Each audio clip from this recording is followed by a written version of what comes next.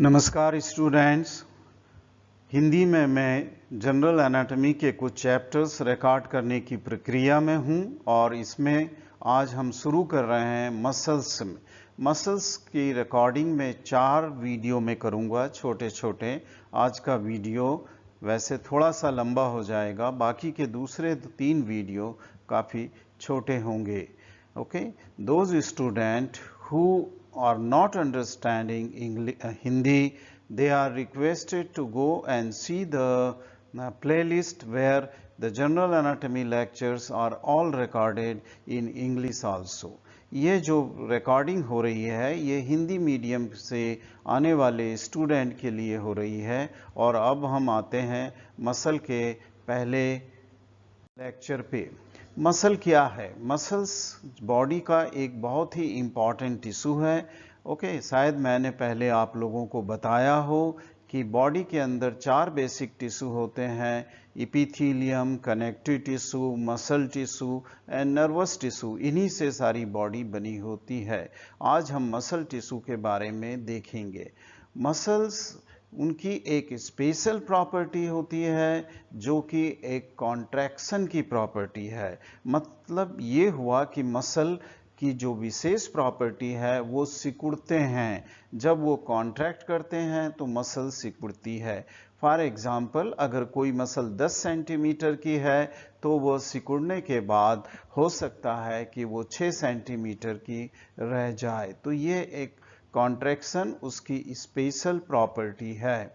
Contraction जो muscle के अंदर है वो क्यों होता है? क्योंकि मसल्स एक स्पेशल ढंग से बनी हुई होती हैं और उसमें जो केमिकल एनर्जी होती है मसल टिश्यू में, जो कि एक्टिन और मायोसिन फिलामेंट के रूप में होती है। यह एक्टिन और मायोसिन फिलामेंट जो हैं वो प्रोटीन होते हैं और उनके आपस में स्लाइडिंग के कारण ही मसल की शॉर्टनिंग होती है या कॉन्ट्रैक्शन होता है। Excuse me. इस तरह हम कह सकते हैं कि जो मसल है वो जब कॉन्ट्रैक्ट करती है तो उसमें की जो केमिकल एनर्जी है वो मैकेनिकल एनर्जी में कन्वर्ट होती है। दैट मीन्स जब मसल कॉन्ट्रैक्ट करती है, चूंकि मसल्स स्केलेटल बोन पे अटैच होती हैं, इसलिए वो जॉइंट पे बोन को मूव करेंगी, इसलिए कुछ फंक्शन या वर्क होगा जिसे हम मैकेनिकल एनर्जी कह सकते हैं। जो स्केलेटल मसल का कॉन्ट्रैक्शन है वो बॉडी के मूवमेंट्स में काम आता है, भागने, दौड़ने, चलने, फिरने, उठने, बैठने।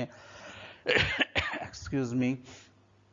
पर उसी तरह जो बॉडी में दूसरी मसल है जैसे कि हार्ट की मसल, उसके कॉन्ट्रैक्शन से ब्लड को हम अपनी ब्लड वास्कुलर सिस्टम या ब्लड वेसल, आर्टरी और वेन में पंप करते हैं जिसमें वो सर्कुलेट होता है।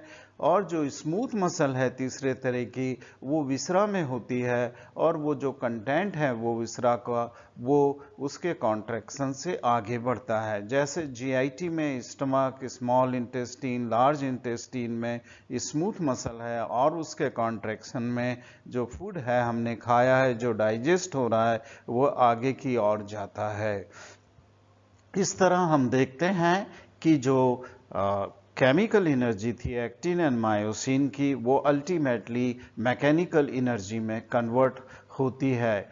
जो अगर हम बॉडी में देखें तो हमें 3 तरह की मसल मिलेंगी जो कि आप लोग अच्छी तरह से जानते हैं, लोअर क्लासेस में पता है, आपको पढ़ चुके हैं। स्केलेटल मसल है जो कि स्केलेटल इसलिए कहलाती है कि उसके अंदर जो है मसल है वो अटैच कहाँ पर होती है? मसल अटैच होती है जाकर के बोन्स के ऊपर। ओके, सो दिस बोन के ऊपर जो अटैचमेंट है वो है, इसी के कारण वो बोन को मूव करती है। जैसे ये स्केलेटल मसल है, ये बोन पे अटैच होती है इसलिए इसका नाम स्केलेटल मसल कहलाता है।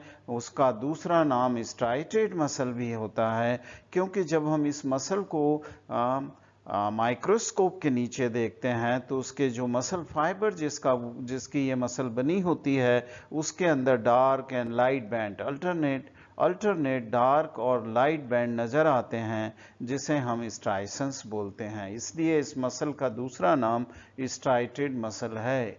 यह मसल को हम वॉलेंट्री मसल भी बोलते हैं, क्योंकि जो स्केलेटल मसल है वो हमारे कहने पे काम करती है। जैसे कि हमें कुछ उठाना है, तो हम उसको उठा सकते हैं। जैसे कि मैंने ये बैग उठाया, तो ये हमारी इच्छा के कारण हुआ और वो मसल के कॉन्ट्रैक्शन से हुआ, जिससे कि बोन्स जॉइंट पर मूव हुए।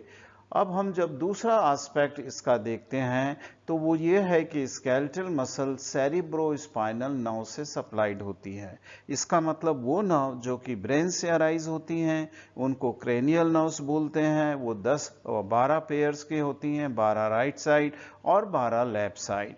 उसी तरह से 31 पेयर स्पाइनल नर्व के होते हैं, जो स्पाइनल कॉर्ड से अराइज होती हैं, और वो जाकर के पेरीफेरी पे मसल्स, स्केलेटल मसल को सप्लाई करती हैं। ये इसलिए इसको हम सोमैटिक नर्व्स भी कहते हैं। सोमैटिक नर्व क्योंकि वो बॉडी को सप्लाई करती है, head, neck, upper limb, lower limb and trunk, उनको सप्लाई करती है। इसलिए ये स्केलेटल मसल के विभिन्न नाम हैं। दूसरी तरह की मसल जो हमारी बॉडी में मिलती है, उसका नाम है कार्डियक मसल, क्योंकि ये सिर्फ हार्ट के अंदर होती है। हमारा हृदय सिर्फ इस कार्डियक मसल से बना होता है, और जब हम उसे माइक्रोस्कोप के नीचे देखते हैं तो वो भी स्ट्राइटेड उसके फाइबर्स होते हैं। ये मसल पर इनवॉलेंट्री होती है। इसका मतलब ये हुआ कि हार्ट की मसल को हम अपनी मर्जी से कॉन्ट्रैक्ट नहीं करा सकते।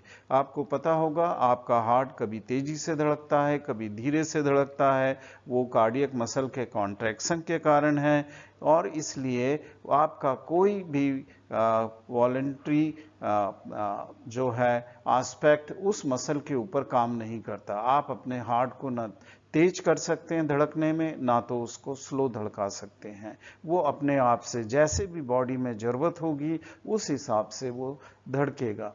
पर एक और दूसरा डिफरेंस है स्केलेटल मसल से, कि ये जो हार्ट मसल्स हैं वो ऑटोनॉमिक नर्वस सिस्टम से सप्लाइड होती हैं। इसका मतलब ये हुआ कि ये जो मसल हैं ऑटोनॉमिक नर्वस सिस्टम से सप्लाई होने वाली, वो सिंपैथेटिक एंड पैरासिम्पैथेटिक नर्व से सप्लाई होती हैं, जो हमारी कहने पर काम नहीं करती हैं, वो ऑटोमेटिक काम करती हैं।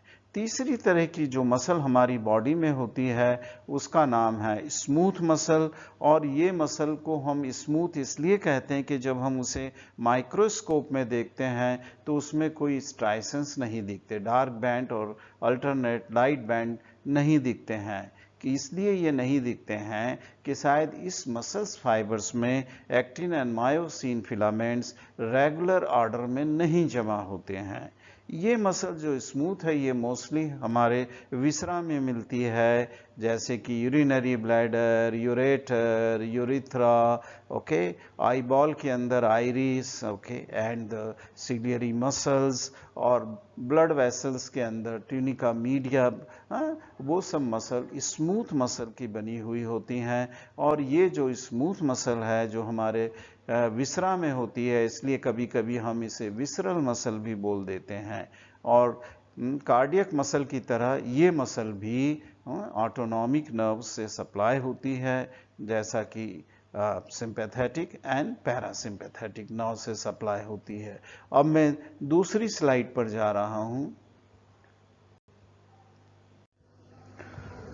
अब हम सिर्फ स्केलेटल मसल की ही बात करेंगे, हम स्मूथ मसल और कार्डियक मसल की यहाँ बात नहीं करेंगे। स्मूथ मसल और कार्डियक मसल में आपको सेपरेटली पढ़ाऊंगा। आज हम सिर्फ स्केलेटल मसल के पहले लेक्चर में स्केलेटल मसल की कुछ विशेषताएं देखते हैं। Skeletal muscles are mostly attached to bone. Mostly का वर्ड यहाँ यूज किया है कि स्केलेटल मसल जैसे मैंने बोला कि बोन से अटैच रहती हैं, और यहाँ मैं कह रहा हूँ मोस्टली, कभी कभी वो बोन पर अटैच नहीं भी होती हैं। इसलिए ऐसा हमेशा जरूरी नहीं है कि सारी की सारी 100% स्केलेटल मसल बोन पर अटैच हों। कुछ कुछ जगह वो नहीं भी अटैच होती हैं। ओके, शायद ये जो मसल बोन पर नहीं अटैच होती हैं वो स्केलेटल मसल किसी आर्गन पे जाके अटैच हो सकती हैं, बोन से अराइज होती हैं और आर्गन पे जाके, जैसे कि आई बॉल के ऊपर मसल्स अटैच होती हैं जिनके कॉन्ट्रैक्शन से या सिकुड़न से हमारी आई बॉल ऊपर नीचे साइड या दूसरी जगह पर हम अपनी आई बॉल को मूव कर सकते हैं। ये हम अपनी इच्छा से करते हैं बिकॉज ये स्केलेटल मसल है। स्किन के अंदर भी कुछ मसल्स होती हैं जो कि अरेक्टर पाइली मसल बोलते हैं, और ये मसल्स भी बोन पर अटैच नहीं होती हैं। उसी तरह टंग म्यूकोजा है, जो हमारी टंग है वो हमारी इच्छा से काम करती है, उसमें पाई जाने वाली मसल्स जो हैं टंग के अंदर वो भी स्केलेटल मसल हैं जिसमें बहुत सारी बोन से अराइज नहीं होती हैं। ओके, पर ये जो स्केलेटल मसल हैं ये हमारी बॉडी का एक प्रमुख हिस्सा हैं, और हमारी बॉडी का जो वेट है अप टू 40 से 50% हमारी जो वेट है वो स्केलेटल मसल से बनती हैं। तो हमारी बॉडी में सैकड़ों स्केलेटल मसल होती हैं और उनका वेट काफ़ी होता है। वो एक्चुअली का रेड फ्लैश है, मांस है। Okay okay, there are thousands of muscle fibres in each muscle. अब हम एक सिंगल मसल को देखें स्केलेटल की, तो वो मसल फाइबर्स की बनी होती है, और एक मसल में हजारों मसल फाइबर्स होते हैं जो कि एक दूसरे के मोस्टली पैरेलल रन करते हैं, और ये सारे हजारों मसल फाइबर्स को कनेक्टिव टिश्यू सपोर्ट करके एक सिंगल यूनिट में बांध रखता है। इस तरह से एक सिंगल स्केलेटल मसल बनती है। ओके, अगर हम एक स्केलेटल मसल को देखें तो मोस्टली हमेशा वो उसके दो पार्ट दिखेंगे, एक का नाम होगा बेली और दूसरा होगा टेंडन। ये मैं आपको नेक्स्ट उसमें दिखा रहा हूं। अब यहां पर अगर इस ऊपर के डायग्राम में देखें तो ये स्केलेटल मसल है क्योंकि ये बोन पे अटैच है, और उसका दूसरा एंड जो है वो भी किसी दूसरी बोन पे अटैच है। इस तरह इस स्केलेटल मसल ने एक जॉइंट को क्रॉस किया बिटवीन प्रॉक्सिमल बोन और डिस्टल बोन के बीच में। तो स्केलेटल मसल है, ये जो फ्लैसी कॉन्ट्रैक्टाइल पार्ट है वो दो पार्ट में डिवाइड होता है। हमसे मसल दो पार्ट में, एक फ्लैसी कॉन्ट्रैक्टाइल पार्ट और दूसरा पार्ट जो कि नॉन कॉन्ट्रैक्टाइल है वो टेंडन है, जो कि कनेक्टिव टिश्यू कोलेजन फाइबर्स का बना होता है, और ये इनइलास्टिक है। इसका मतलब यदि हम टेंडन को पकड़ के खींचेंगे तो वो इलास्टिसिटी उसमें नहीं होती है, वो इनइलास्टिक टिश्यू का बना हुआ होता है। इस तरह हमने देखा कि स्केलेटल मसल में दो पार्ट हुए, एक बेली है जिसको मसल बेली, जो रेड फ्लैश या मांस है जिसमें मसल फाइबर्स हैं, और उसका कंटिन्यूटी एक टेंडन में है जो कि मसल टिश्यू नहीं है, वो कनेक्टिव टिश्यू है। टेंडन पर वो किसका पार्ट है? मसल का पार्ट है। ओके, अब किसी भी स्केलेटल मसल को हम देखें तो उसके दो एंड हमें मिलते हैं। एक जो प्रॉक्सिमल एंड है जो कि ऊपर वाली बोन में है, उसमें जहां मसल अटैच है उसको हम बोलते हैं मसल का ओरिजिन, और जो दूसरा एंड है जो टेंडन यहाँ पर किसी बोन पे अटैच हो रहा है, उसको ये दूसरा एंड है जो कि डिस्टल बोन पे है। इस अटैचमेंट को मसल के हम इंसर्शन बोलते हैं। तो किसी भी स्केलेटल मसल के दो एंड्स, हम एक जो प्रॉक्सिमल है उसे हम ओरिजिन बोलेंगे और दूसरे को हम इंसर्शन बोलेंगे। ओके, उसको हम इंसर्शन बोलेंगे। मसल हमेशा, जैसे मैंने कहा कि कम से कम एक जॉइंट को तो हमेशा क्रॉस करती है। कहाँ? इंसर्शन और ओरिजिन के बीच में, जहां से दो बोनों पे वो अटैच होती है, उसमें वो कम से कम एक जॉइंट को कॉन्ट्रैक्ट करती है। ऐसी कई मसल्स होंगी जो एक से ज्यादा जॉइंट को भी क्रॉस कर सकती हैं। क्यों जरूरी है कि वो किसी एक जॉइंट को क्रॉस करे? ये इसलिए जरूरी है कि जब मसल कांटेक्ट करेगी तब वो इस डिस्टल बोन को खींचेगी, क्योंकि 40% इसकी लेंथ कम हो जाएगी तो वो 40% टेंडन ऊपर की तरफ खिंचाएगा, और उसके कारण ये जो डिस्टल बोन है वो इस जॉइंट पे मूव होगा। उसके और मसल की ओरिजिन की तरफ मूव होगा। इस तरह से किसी जॉइंट पर मूवमेंट होंगे।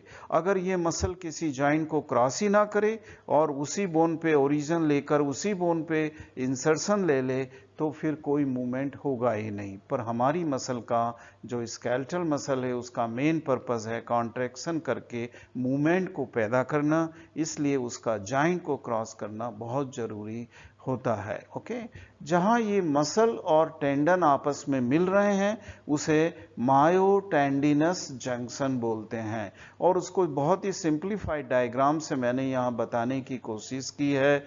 मसल जो फ्लैसी बैली है उसमें हजारों ऐसे फाइबर्स होते हैं, यहाँ तो 5 फाइबर्स, पर आप इमेजिन करो यहाँ पर हजारों फाइबर्स हैं और उन फाइबर्स के एंड के बाद ये जो स्ट्रक्चर है वो टेंडन है, जो कि मसल टिश्यू नहीं है, वो कनेक्टिव टिश्यू है, कोलेजन फाइबर्स का बना है। यहाँ आप देखेंगे कि ये जो टेंडन का कनेक्टिव टिश्यू है वो मसल्स के बीच बीच में भी एक्सटेंड हो रहा है और वो मसल से आगे बढ़ करके वो टेंडन बना रहा है आगे बढ़कर। सो हम कह सकते हैं कि कनेक्टिव टिश्यू ऑफ मसल जो कि यहाँ है कनेक्टिव टिश्यू, वो किसके साथ कंटिन्यू हो जाता है, एक टेंडन के साथ कंटिन्यू।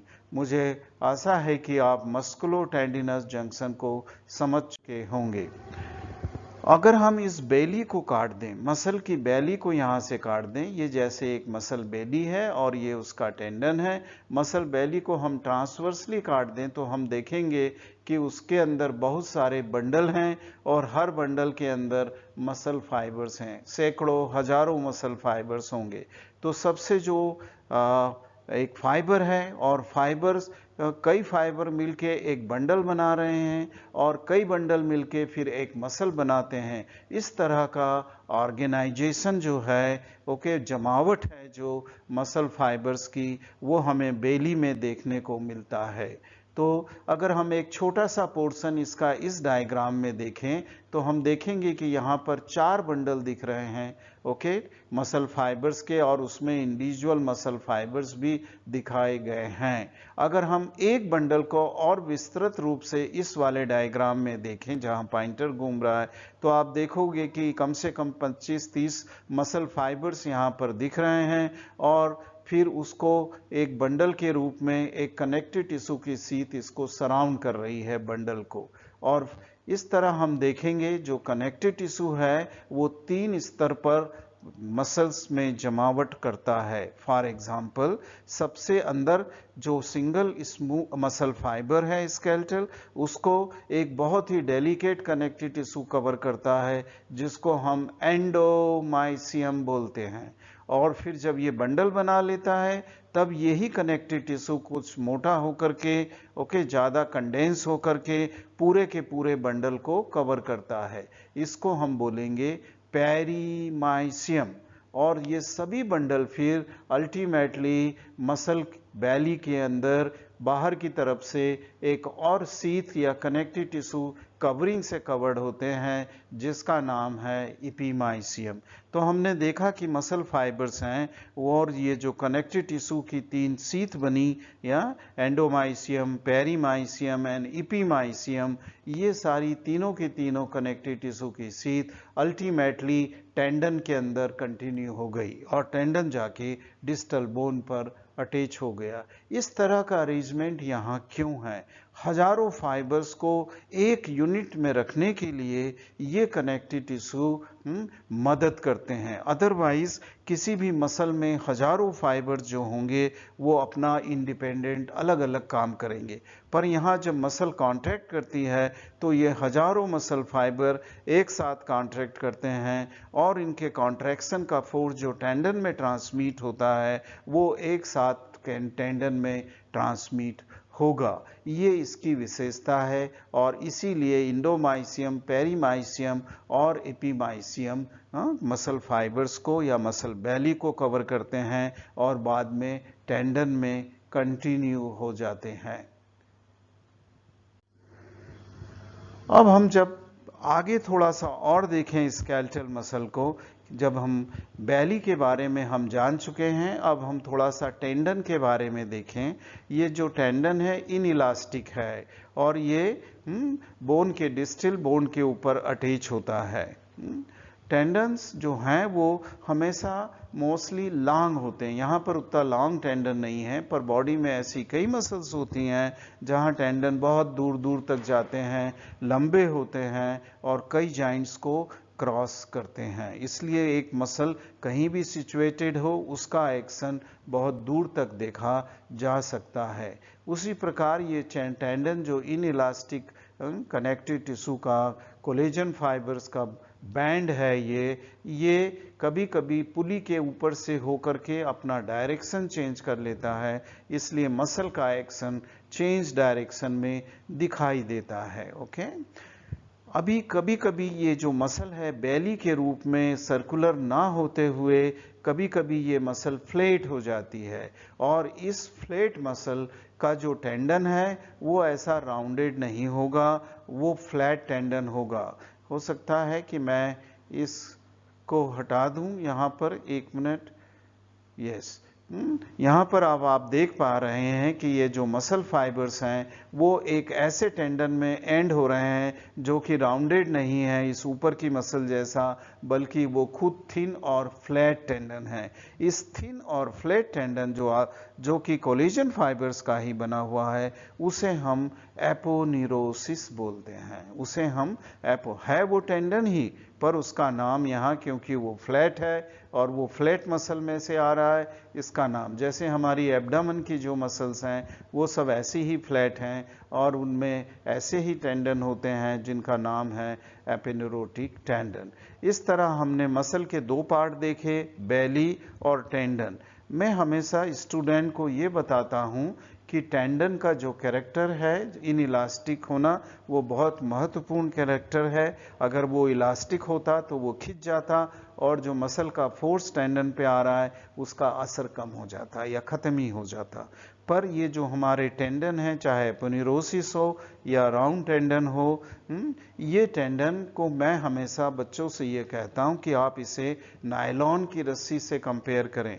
नायलॉन की रस्सी जिस पे हम कपड़े सुखाते हैं उसको हम पकड़ कर खींचें तो वो खिंचाता नहीं है और नायलॉन की रस्सी हमेशा बहुत ही मजबूत होती है। उसी तरह हमारे टेंडन बहुत ही मजबूत होते हैं और वो इनइलास्टिक होते हैं। अब मुझे लगता है कि मुझे यहीं रुक जाना चाहिए। मैं हो सकता है कि नए वीडियो में बाकी का जो स्ट्रक्चर है वो आपको बता दूं। Thank you very much for watching this video.